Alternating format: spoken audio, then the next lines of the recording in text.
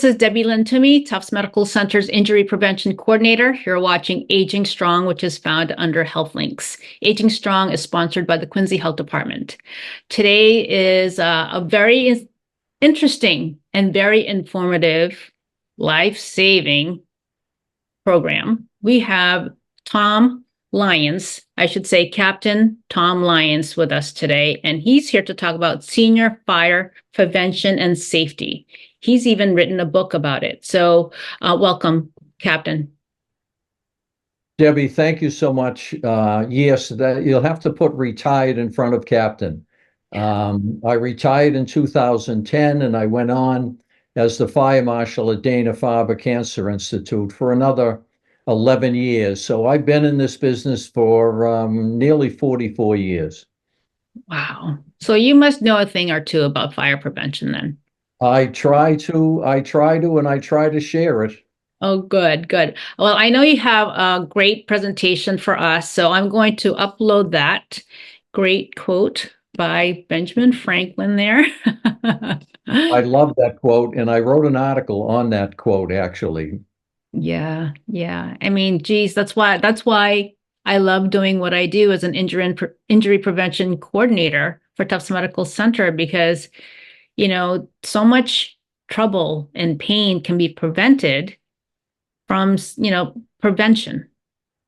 No question, and that's the purpose of this presentation. Yes. Okay. All right. So I'll have you get started when you are ready. All right. Well, you'll see at the beginning, this is about the only bad news I will share, because there's an awful lot of good news in this presentation. And that is, and I use the statistics of 2019, seniors then comprise 14% of the population, and yet nearly 50% of the fire deaths. So seniors are, in fact, over 3 times more likely to die in a fire. Now, that's the bad news. The good news is fire safety education, such as this presentation, can expose your existing risky behavioral patterns that can lead you to fire. And I suggest that reviewing this, if you can identify with those risky behavioral patterns, in fact, you can improve upon them and live a safer life. Definitely. Okay. Change the page. Next page, please. Now take cooking and seniors in particular. It's the second leading cause of senior fire deaths, but it's the #1 cause of residential fires. So what can we do to improve upon those statistics? Well, #1, wear tight-fitting clothing. I had a fire where a woman had an extremely, especially along her forearm, loose-fitting bathrobe. The bathrobe dipped into the gas on the stovetop, and she succumbed to that fire. So we recommend tight-fitting clothing while cooking. The #1 cause of these fires is people leaving the cooking unattended.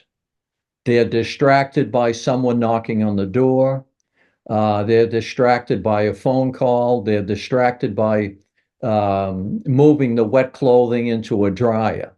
And what we highly recommend, and it's an extremely successful method, is that you either take a pot holder with you or some utensil from the kitchen to remind you of your efforts in the kitchen.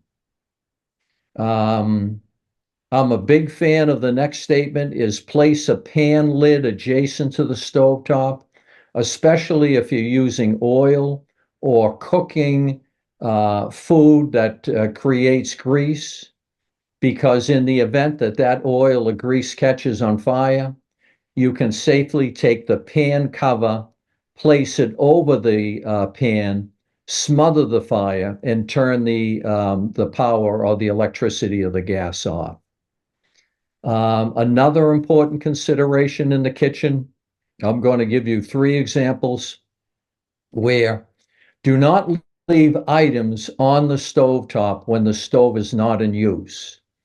If you typically have a tea kettle on a burner, when it's not in use, put it in between the burners. And the reason being, I have a relative who had an electric stove. Their burners ignited at the highest level, and that was because of a malfunction of the stove.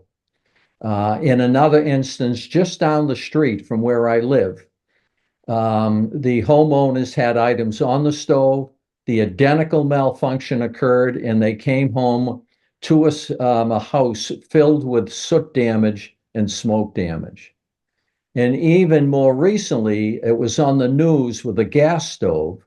A dog hit the turn-on knob. The stovetop gas ignited. There were items on the stovetop, and that fire extended to the kitchen as a whole. So there are things you can do very simply. I suggest examine your own behavioral practices and see if you can improve upon them. Wow. You just reminded me when my children were younger, toddlers, and as far as I love to cook at home, what I used to do is because kids they mimic what their parents do. So I used to take the what do you call it? The covers for the ignition on the stove so that they can't turn it. Um, Right. yeah, because it makes it harder that way. So it just reminded me of that. And can you speak a little bit about the fire blanket? What is that? Is that you talking about the lid? Um, Yes. or is there a specific fire blanket that they have out there also that people can buy? There is a specific fire blanket, and I'm pretty darn excited about it, and I'll tell you why. I cannot tell you the number of fires that I responded to with stovetop. We're talking stovetop fires where people will take a kitchen towel and throw it on top of the pan. All you're doing is adding fuel literally to that fire. But where people seem to have a propensity to do that, there are now items out there for sale, and they're meant specifically for the kitchen. And they are non-retardant blankets, and not as large as a blanket, but a generous square footage where you can take that and throw that on top of the pan. I think it's a wonderful, I wish I invented it, quite frankly. Wow, that's a great idea. Definitely. Great, great. I don't know if I know you can get them online. I don't know if you can get them at a retail store. I'm not certain of that, but it's a fantastic idea.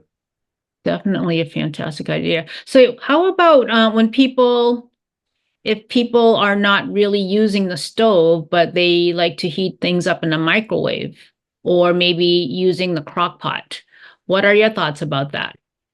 Well, I have no problem. I don't like to leave anything unattended once it's working. I do not. And as far as a crock pot, I'd make certain that I was home during that time. I would place the crock pot in between the burners as well, place it on the stove, a non-combustible surface. As far as microwaves go, remember that you cannot use metal within one. And also the idea of having a fire extinguisher, should you get a fire within a stove or stove top or within a microwave, is an excellent idea. Oh, okay, that is a great idea to have maybe one of those small extinguishers in the kitchen. A 2.5 pound extinguisher, not placed too close um, to the appliance that might catch fire, but have it. And the consideration is make sure there's an exit behind you if you ever decide to use it. So let's say you had a fire in a microwave, you would address that fire with the extinguisher. But for instance, if you're discouraged by how quickly the fire takes off, you have an exit so you can leave the building. That's a very good point. My goodness, I never even thought of that, but it does make sense. So using the small fire extinguisher at work, we usually have a some sort of a drill, fire safety drill because it's a hospital and we need to make sure that we know how to exit properly, which way to go, patients and whatnot. And security would come up to make sure that we all know where the fire extinguisher is and how to use it. So we were taught to kind of do a sweeping type method. Is that something that you would use for the smaller? Definitely, it applies as well. And in your occupancy, you'll have an extinguisher within 75 feet. And it's important to know where that extinguisher is. That's the first. You're not going to use it if you can't find it. Mm-hmm. And secondly, the acronym to use, effectively use an extinguisher is PASS. PASS. All extinguishers have a pin. And the P in PASS is pull the pin. The A is aim the extinguisher. You'll either have a nozzle, a flexible nozzle, or a nozzle within the handle. And the first S is squeeze the handles together. And the second S is sweep back and forth around 6 to 8 feet away from the fire. And again, having the exit behind you. Great, thank you. I'm sure a lot of people would think, okay, I have a fire extinguisher. I know how to use it. So they think, and probably they'll just kind of like aim at the fire, but it makes sense to do the sweeping method. Well, I've taught an awful lot of people, and actually with small contained fires. And once they see that fire, they can stiffen up and become rigid. And in a very relaxed voice, I'll share, remember, just follow the acronym PASS. The P, let them pull the pin. Aim 6 to 8 feet away, squeeze, and sweep back and forth. And they actually have done beautifully. Oh, that's good. Thank you. And one last question about cooking, because I do love to cook. What are your thoughts about toaster ovens versus, what do you call it? A toaster oven versus the regular toaster? Well, at Dana-Farber, I prohibited the use of toaster ovens. And there was a couple of reasons for that. And one is the heating elements are quite exposed. If you take that little pan out, they're quite exposed. And secondly, it's very infrequently would people clean them the way they should have been cleaned. Mm-hmm. And so it was easy to justify that. Mm-hmm. Toasters, I allowed toasters. And again, I used to write an awful lot of articles, and it was encouraging people to clean them out, not leave them unattended. And this is very important. Make certain that they're working as they're designed to work. I had a kitchen fire, where someone had a toaster. They had to put a book on the lever that you push down because it wouldn't stay down on its own. Unattended cooking. They left the kitchen. They came back. The toast caught fire and the fire extended to the cabinets above. Wow. Yeah, unattended cooking once again. Wow.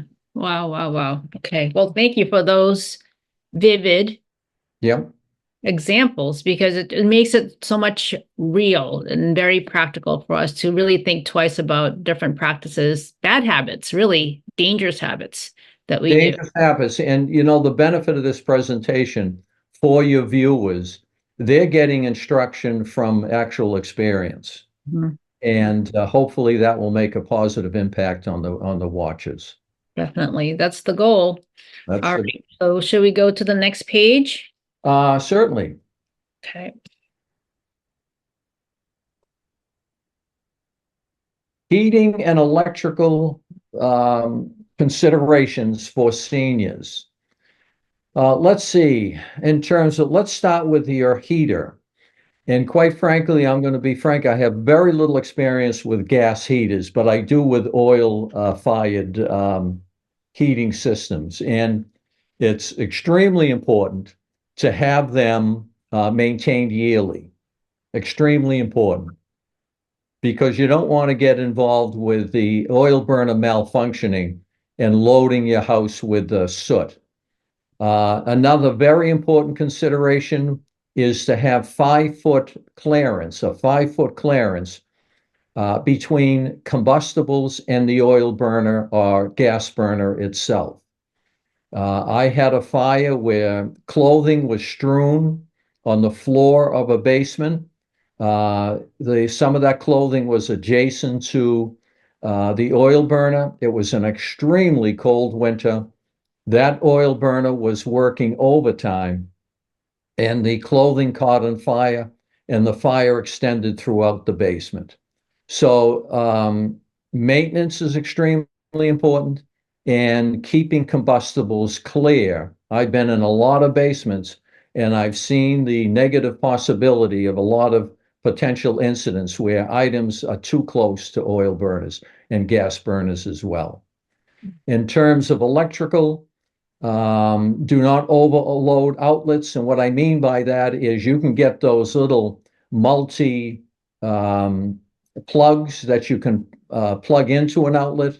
And in fact, you can have more plugs or more appliances plugged into an outlet. You want to avoid that. Eliminate electrical cords under rugs. I've had these fires, and eventually the insulation will fray, and the actual extension cord will arc and ignite adjacent combustibles. If you must use an extension cord, make certain it is appropriate for its use. If you can picture this, lamp cord extension cords are very thin extension cords. You would never plug a air conditioner into an extension cord like that. You would never plug a portable electric space heater in an extension cord like that, because it could easily overload the extension cord. At Dana-Farber, I witnessed, we did not allow portable space heaters, and I'll get into that later in this presentation. And in one case, someone had one plugged into a lamp cord, extension cord, and you could see the lamp cord was all charred. Those are not made. You have to have an appropriate, first off, we suggest you plug directly into the outlet and not into an extension cord to begin with. And like I suggested with a toaster, if an electrical appliance isn't working as it should, as it's designed to work, either maintain it or discard it. Yeah. Very good point. Very good point. So as far as the heating and electrical for seniors, are you seeing a lot more people using the portable heaters? I do. And as a matter of fact, and again, I'll get into this later, there's a lot of considerations. I've had fatalities. I had a triple fatality with a space heater. And you want to, in terms of space heaters, the state fire marshal recommends a 3-foot distance. They have to be on a stable base, and they cannot be left unattended. Just like we discussed with, what did we discuss? Or not the toasters, but the, I mentioned that I prohibited them. That applies to the kitchen. Toaster ovens? Toaster ovens. You don't want to leave them unattended at all. And but you do see them used more often. Now, another consideration is you can go to a Home Depot or a Lowe's, and they will sell. And I actually, when I was in fire prevention, I prohibited them from selling heaters that use either propane or oil, kerosene, because the heaters such as those are not allowed to be used within a residence in the state of Massachusetts. And I actually found boxes where, and I'm going back 2 decades, where they said on there for residential use. Well, they're prohibited by law.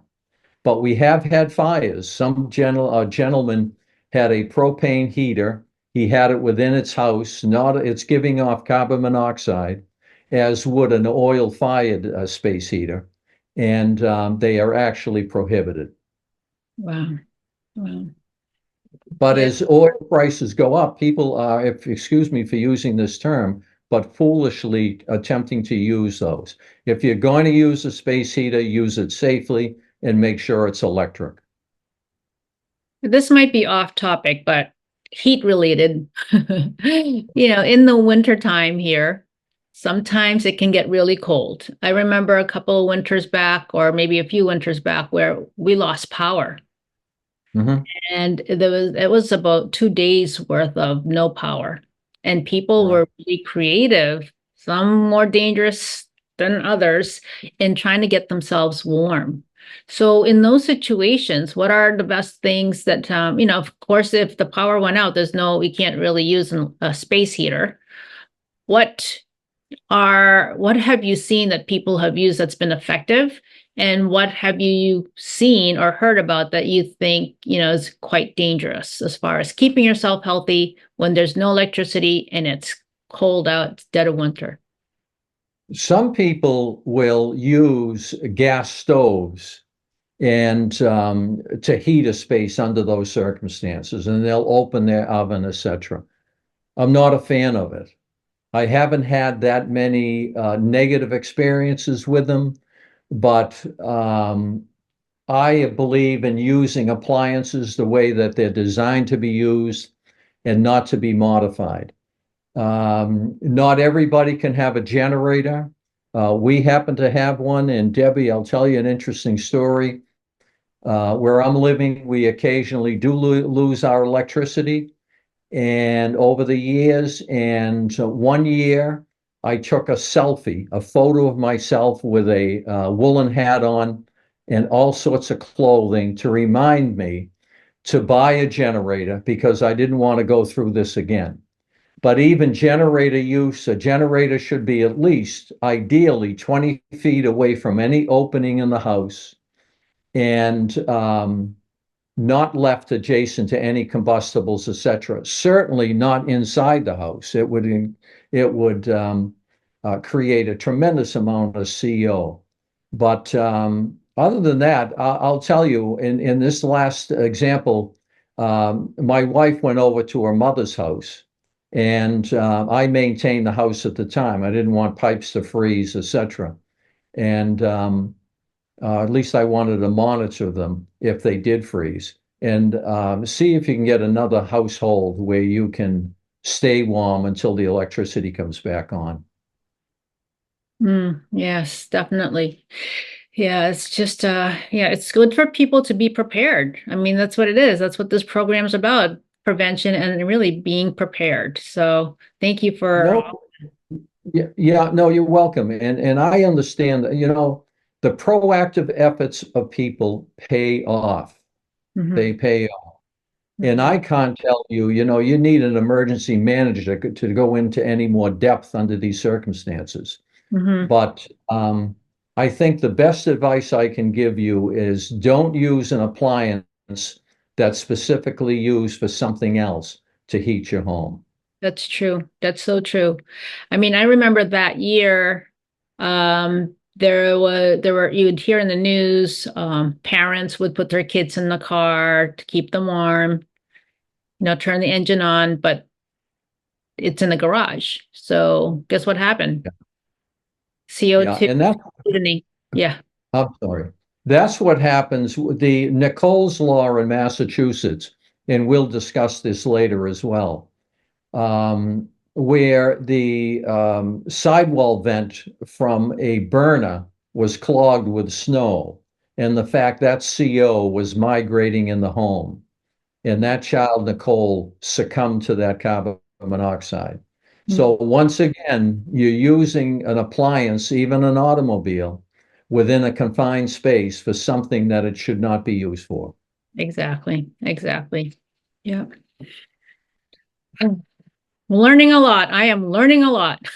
Sounds good. And later, in terms of electricity, we're going to get into power strips as well. Great. Uh, You want me to move to the yep, next page? Okay. There we go. smoking. Number one cause of senior fire deaths, the number one cause of fire deaths to begin with. Obviously, I am not an advocate of smoking. It's, I guess, a very difficult habit to give up. If you can, smoke outdoors if possible. Smoke outdoors. If you're going to smoke within a home, use sturdy ashtrays. Do not throw the ashes because you assume they are no longer hot into a trash barrel. I had a fire that was well over $1 million in a brand new apartment building where someone discarded the ashes into a barrel. The barrel was on a outside balcony. The balcony went on fire and it crept, extended right up to the side of the entire multi-story apartment building and migrated into the attic and overwhelmed the sprinkler system. So if I was to smoke during the day, I would take the ashtray, I would put it in the sink where there's nothing combustible. I'd put water in it and I would discard the ashes the next day. The last thing you want to do is smoke while lying down on a couch or a bed. That's the typical scenario where people lose their lives to fire. And lastly, I'm going to talk about it again in the near future here, is oxygen use and fires. I've had a extremely frightening fire where a woman continued to smoke with a nasal cannula. And I spoke with her, management spoke with her, and the fire was never going to happen. And in fact, it happened. But we can discuss that later in this presentation. Okay. Just a quick question. How quickly does a fire spread in the house? That's you're bringing up a sales pitch Oh, um, for smoke detectors. It can be extremely rapidly. There are actually figures out there. They don't come to mind right now, but that's the importance, particularly with seniors, where they could potentially have mobility issues. They need those smoke detectors for early warning. In fact, smoke detectors, since their creation, they have cut fatalities in houses in half. But fire can start extremely rapidly. And while we're on the subject of smoking, I have seen two of these fires where people will go outside and discard a cigarette into mulch. Well, that's one. That's in fact, it was quite an issue. A house totally lost on the South Shore by a contractor discarding. It was a very dry summer, a cigarette into mulch. So if you're outside, um, be as cautious and as vigilant in determining where you're going to extinguish that. I've had a fire where a cigarette butt that was lit rolled under the sill of a house and the side of the house caught fire. I actually had one at Dana-Farber where smoking was obviously prohibited, but a contractor went up in the roof and a cigarette rolled under the door threshold and over time ignited. wow. Wow. Very scary, very scary. Very scary, but be mindful of your whether smoking outside or indoors, extinguishing, making certain the butts are extinguished. Now, do you know anything about those electric cigarettes? Would that I be, don't. yeah. I I don't. They actually surfaced after I retired, and of course, at Dana-Farber, smoking was prohibited, including those vape devices. Mm-hmm. So I have very little knowledge of them. I can't see, I read the NFPA journal a great deal, and I can't say that I've seen anything on those devices creating a fire. Mm-hmm. And So I claim ignorance. so as far as the smoking for people who are smokers, so this is not just cigarette smokers, right? Would this be like tobacco or people who smoke pipes as well? Oh, for sure. Yeah. Uh, Pipes and cigars, the same precautions apply. Hmm. Definitely. Hmm. Definitely. This is a case, Debbie, where once again, something is taken for granted, and there's no proactive thought about, well, how do I address this? Because it's fire, it's flame in that cigarette. Hmm. And we are less familiar with flame and fire. During my father's time, they dealt with fire and flame more often. And I think they had that consciousness to be safer, and they knew the consequences of that fire. And where we're in this automatic age, we're less knowledgeable about the precautions of fire. So even with a lit cigarette or a candle or a match, you have to be cognizant of the negative potential of flame. Hmm. That's a very good point. I never really thought of it that way, but our ancestors used fire for heating Yeah, source, yeah, for cooking. yeah. And if you did smoke, so it'd be more for relaxation. So that, different aspects of their lives are touched with, using some sort of, fire for one thing or another. Yeah, no, I believe that's the case. I've written articles on that for that very reason, because I see the incidents, I see the examples where fire in one form or another has been taken advantage of. Yeah, definitely. All right. So should we go on to the next page? Please. Oxygen in seniors. I've had 3 fires, excuse me, in oxygen-rich atmospheres. And what I mean by that is oxygen in the atmosphere is 21%. And if you have, for instance, home health aid um, oxygen, if you're using it at home, it's substantially, um, let me see, what's the term? Um, it creates an environment that can be potentially very, very hazardous. Combustible items burn extremely rapidly and intensely, including furniture, bedding, clothing, and hair. And let me give you the examples of the 3 fires I've had. One was in a rehab center, overnight rehab center, and a gentleman brought in a radio and put it on the bedside table. And the cord, just like an extension cord, the insulation on the cord was frayed. The cord consequently arced. Over the radio was a nasal cannula hanging off of a flow meter. The oxygen was flowing at 2 liters. So in that immediate environment, they had an oxygen-rich atmosphere. What happened then? The radio caught fire. Every item on the bedside table caught fire. The laminate on the bedside table caught fire, and the bedding caught fire. In that instance, it was a nurse at the time, did a phenomenal job at prior to our arrival. In another incident, we're talking oxygen and rich atmosphere. A gentleman in a nursing home had a nasal cannula. I don't know what it was flowing at. An aide was shaving the patient with an electric shaver. I didn't think this was possible, but there's a little arc that occurs in that little motor.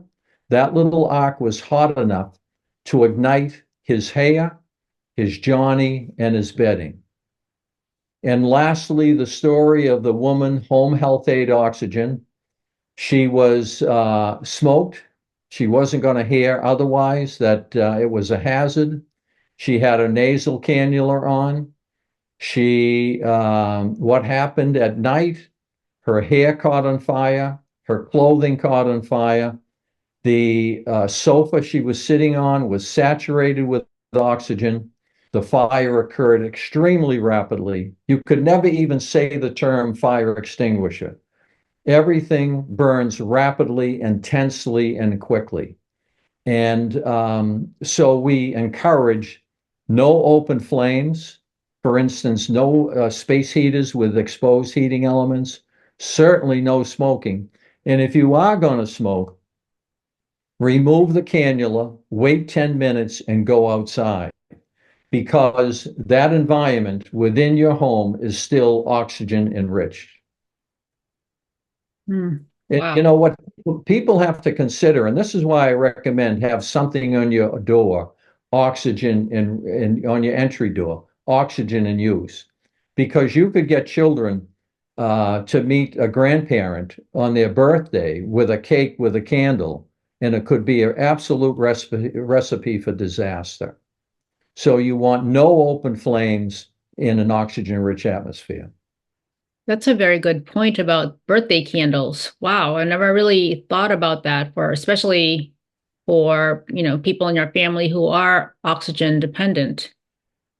Yes, there is a hazard. I wish the oxygen companies would emphasize that more when they're distributing the cylinders, etc. And when I was in fire prevention, I recall having to ask suppliers to send appropriate signage to people I knew were on home health aid oxygen. It's Yeah. a, it's it's a real concern, particularly in your environment. It's a real concern, and the only way you'll extinguish a fire in oxygen-rich atmosphere is with copious amount of water, which a resident does not have, or by shutting the oxygen off, which you, in fact, are trained to do when a fire is being fed by oxygen. Wow. Lots to know, lots to know. There's a you talked about the combustible items, their clothing being one of them. What I've heard the terms fire retardant on clothing or fire resistant. Um, can you explain a little bit more about that? I can, and I don't know what chemicals they use because, like myself, quite frankly, a lot of career firefighters come out of a career a length like mine, 33 years with cancer. And it's more prevalent now that there's an awful lot of synthetics in the homes than there would have been in years prior to the 50s, 40s, etc. So there is clothing that has fire prevention, fire retardant chemicals in them in an occupancy such as your own. There are many materials that are required, including decorations, to be flame and fire retardant. The blanket I recommended for the kitchen use is flame retardant material, and it's something that you can use and will not catch fire. However, in an oxygen-rich atmosphere, even a flame retardant material has the potential of catching fire. That's the impact that oxygen has. So there are chemicals out there. We had them in our turnout gear that inhibit fire from starting in our clothing and our turnout gear. Thank Is you. that helpful? Very helpful. Thank you. Okay. Very Next good. page. Power strips, another favorite topic of mine. I can convey two fires within power strips. And first off, let me describe a power strip is that little rectangular plastic box. It's an extension cord of sorts that has multiple outlets. They are not designed to be used with heavy appliances such as an air conditioner and one fire I had, or with portable electric space heaters. They are designed for use with computers and with electronic equipment. I had a fire believe it or not, when an aquarium was plugged into a power strip, it overwhelmed the power strip. The fire extended up the wall between the aquarium and the wall. The fire eventually broke the glass of the aquarium, and the water controlled from the aquarium, controlled the fire. Did not extinguish it, but controlled it. We had a fire in a commercial soda machine. The soda machine was plugged into a power strip. Should never have happened. Never have happened. It overloaded that power strip, and they had a substantial loss of within that building. Substantial. So remember, if you have a heavy appliance, even a toaster, an electric heater of sorts, a toaster oven, do not use a power strip. Very good to know, because people assume power strips, okay, we have extra outlets. Exactly. And how easily can those be overloaded? Overloaded. They're made for 15 items that draw 15 amps. Very light items. Very good to know. Thank you. Welcome. Next page. Next page. Portable space heaters. If you knew the effort I made to remove space heaters from Dana-Farber, either the environment was too warm, the environment was too cold, etc. 1 out of every 74 space heater fires result in a fatality. Keep them 3 feet away from combustibles. That includes your own clothing, drapes, furniture, any combustible materials like magazines or newspapers. Place them on a level surface. The last thing you want is for a space heater to tip over. Some are sold as that they will in fact shut off if they're knocked over. I know I had quite a conversation with a state fire marshal, and it was a state trooper who was investigating a fire, and the individual lost their life due to a space heater, and it fell over, and he bought a number of those, and on those they said they will shut off automatically if they're tipped over. Well, in fact, he did tests on them and they did not shut off. So do not rely on a space heater falling over and shutting off. You want to avoid using extension cords, but if you must, make sure it's the size appropriate for the use on the draw. A space heater is going to draw a lot of electricity. Never leave them unattended or while sleeping. However, the state fire marshal in the past has recommended, if you must use one while sleeping, make sure you have a smoke detector in that bedroom. I'll give you a example of a very sad fire. There was a babysitter babysitting 2 children. The 2 children went to bed. There was a space heater in the bedroom. The children got quite hot. They took the bedding, threw it off of the bed onto the space heater. They succumbed to the fire, as did the babysitter. So we recommend not using them while sleeping. Supervising them around children and pets. Avoid use near water sinks and bathrooms. They can be an electrical hazard. And once again, what I tried to convey earlier, the sale and use of unvented kerosene or propane heaters within a residence is illegal in Massachusetts. Thank you. Wow. But space heaters, I know I've seen one malfunction when it was all by itself, and quite frankly, it was plugged in, not in use. And I looked it up, and in fact, there was a recall on that particular.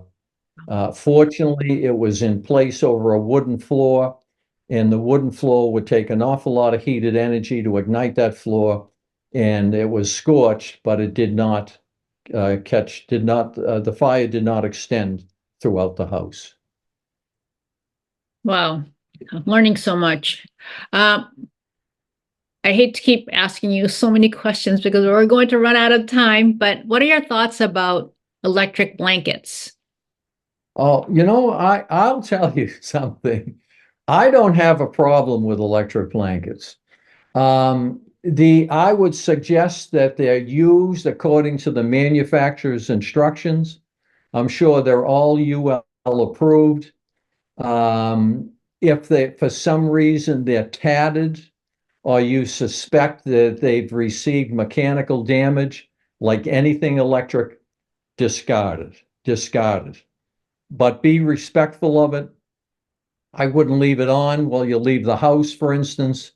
You're going to have it on while you're in attendance. But like in any other electrical appliance, if for some reason it's shoddy, it's worn, time to discard it. But great question. Thank you. Next page. Next page is smoke detectors. I am a big fan of smoke detectors. Most of the fires I've seen within residences that have not gone well have been fires where have been no working smoke detectors. In fact, in the news, if you hear about a multi-fatality fire, odds are there were no smoke detectors within that occupancy at all. Smoke detectors double your chances of survival in a fire. Home fire deaths have been cut in half. I know my father, he was a firefighter, he was a captain in a city fire department. Once those smoke detectors came out into the market, he made sure we had them and they were installed. 37% of fire deaths occur in buildings with no smoke detectors. You have to maintain them. They're no good if they're not maintained. They're no good if the battery is removed. I have had fatalities where smoke detectors hang off the ceiling with a cover hanging off with no batteries. So they have to be maintained. This is especially important with seniors' response to stimuli such as smoke and fire can be slower than those more youthful. So seniors need the time to evacuate. Replace smoke alarm batteries twice a year, if not at least once a year, and test them once a month. Smoke detectors, it's recommended that if they're over 10 years old, they now have dates on them to remove them. And smoke detectors should be located on every habitable floor of your home and outside each sleeping area. And I think there's one more, there's a number of other items added to this page, Debbie. Oh, yeah. And regarding placement, contact your local fire department to inquire about specific placement, which is important. Mhm. Are there any types of smoke detectors that's good for the hearing impaired? There are detectors that with flashing lights, blatantly flashing lights, and there are also some that where you can put a device under your pillow and the pillow will vibrate. Absolutely great question. I thought you were going to ask something else where there's specific types. Years ago, as long as you had a smoke detector, because there are laws out there requiring smoke detectors, particularly when you sell your home or your condo. If you sell your home and condo, you need a certificate from a local fire department saying that the placement of the smoke detectors conform to the law, the Mass General laws.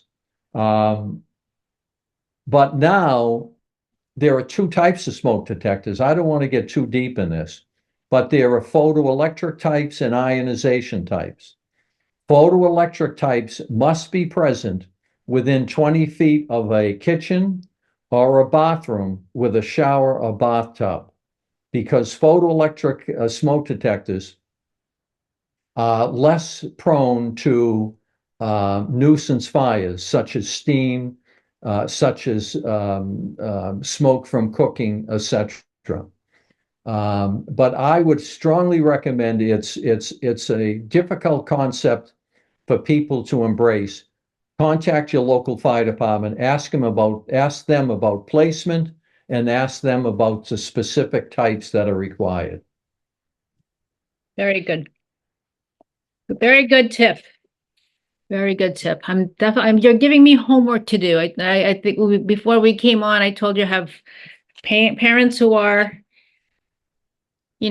and they're kind of old and they still live in their own home, but you're giving me some great homework to do. So thank you so much. I appreciate this. Yeah, I appreciate you asking me and me being a part of this, because we all have behavioral patterns, but with a little effort. Do we have time for me to tell you a story? Yes, of course.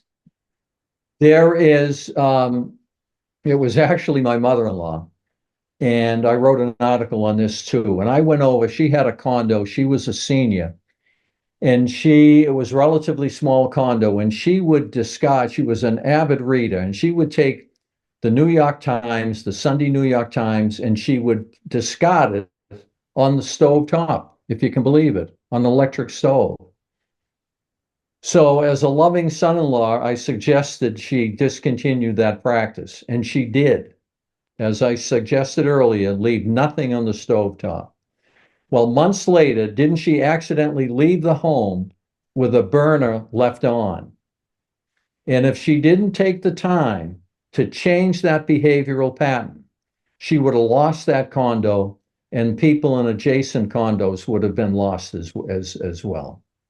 Wow. As far as a fire where I can see it to this day, where there was a smoke detector cover hanging off and no battery, there were two gentlemen in an illegal apartment over a garage.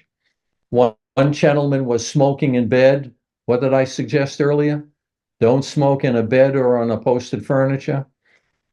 He was fully involved before he knew it. A gentleman in another room dropped right on the floor, dead as well. No smoke detectors and smoking while in bed. Wow. Sad, very, very sad. But you know what? I'm glad you're sharing these stories because it makes it real for us. It really makes it real for us. And also, you just never think about different accidents that could happen. Just like the example you gave us with the children being hot, and they had a space heater in their bedroom. I mean, who would think that would be something that the parents can anticipate and not maybe like put the space heater, so close to the beds. But, I really appreciate these examples because it makes it really visceral and very real for us. Yeah, no, and for very good reason. I'll tell you, I have images of these fires that I myself cannot get rid of, and I get frustrated, and I understand it. People, particularly if they haven't been educated like we are doing through this presentation, where they make these mistakes and they're so easily addressed, so easily addressed. Definitely. Well, we're almost done with the presentation, and also we're almost done with our hour. So should we move on to the last part? Sure. Oops. CO detectors, I can make this. Yeah. Let me see. We have CO detectors, carbon monoxide. It's odorless, colorless, tasteless. It's poisonous. The challenge with carbon monoxide, it will adhere to the cells within your body 200 times faster than atmospheric oxygen. It is generated by fossil fuel burning appliances such as oil and gas heaters, fireplaces, wood stoves. Initially, you can have headaches from it, nausea, dizziness, confusion, fainting, and higher concentrations, unconsciousness, and death. And CO detectors, which is a law requiring those, Nicole's law, in habitable levels, each habitable level of your home, except unfinished basements. And should your CO detector activate, you should contact the local fire department and leave the house immediately. Do we have time for a story or not? Um, we do, but there's also one more topic, the evacuation. All right, we can go to evacuation if you'd like, and we see how we do with Yeah. All right. I love your stories, though. They're really. a, a plan is extremely important. Every fatality I have witnessed in the fire service, it was obvious to me that there was no plan, none whatsoever. And that simple plan can make a tremendous difference. Make sure and consider you have two possible means of evacuating your home. Okay? Working smoke detectors must be part of your evacuation plan. You need that time to escape. Make certain that windows are not painted shut and can be easily opened. Why? An open window may be used as an alternative emergency egress under certain conditions. For instance, if you had a roof adjacent to the window, or they can be used to call for help, but they have to be able to be opened. Keep three essential items by your bedside: eyeglasses, a phone, and a whistle. A whistle can alert others of a fire and alert rescuers to your location. Very important. And use your phone to call for help, especially if you cannot escape through a door. And I know it goes on to the next page. If you can do so safely, close the door behind you. That's essential. That will give you time to escape. If you had a fire in an adjacent room, if you can safely do so, close that door. It will help in your escape. If necessary, crawl low in smoke. Smoke is buoyant. It goes up towards the ceiling. Important. Have clearly visible house numbers in contrasting color against your home to identify your home in any emergency. Okay? People take that for granted. Have a number with contrasting colors on your home. And in fact, let's say people were going to respond for a medical assist, that there was light on that number and we could clearly, you know where your home is. Does the fire department, does an ambulance, do the police know? So that's a key, very key aspect of your plan as well. That actually makes a lot of sense. Visible house numbers in contrasting colors against your home. Because I drive by so many different homes and they don't have a number at all. So, if you're going to a friend's house or, visiting a patient or whatever it is, you're looking for somebody's home and it's not numbered. It's just, there's no need, really. It's No a need. base, it's a basic need, and it's not it doesn't come to mind for most people. And you've seen it. You might see a white house. They painted the house and they paint the white over the numbers as well. Not uncommon. Mm-hmm. This Well, has been a wonderful opportunity for me, and I appreciate it. I want to thank Tufts Medical Center as well, Debbie. oh, I want to thank you. I've learned so much from you, and I'm sure the viewers will as well. So, is there one thing that you mentioned during our time together that you want people to really take note of and really just kind of allow that be the change in the habit to help save their life? Well, I don't live in fear of fire, but I would suggest you embrace the suggestions that were made here today. Change those behavioral patterns. Fires start small, and fires can easily start carelessly. And we've gone over the most prevalent causes of fires within residents, etc. Have a plan.